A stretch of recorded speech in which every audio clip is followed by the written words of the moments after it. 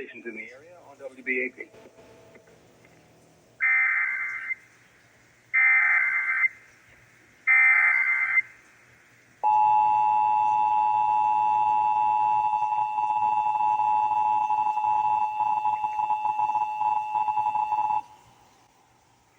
We interrupt programming at the request of the National Weather Service to activate the North Texas Emergency Alert System.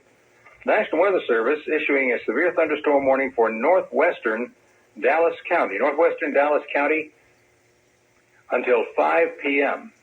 Radar indicating a severe thunderstorm over the Irving-Las Colinas area, moving east at about 10 miles per hour. The storm may contain quarter-sized tail, torrential rains, lots of lightning as well. Once again, a severe thunderstorm warning issued for northwestern Dallas County.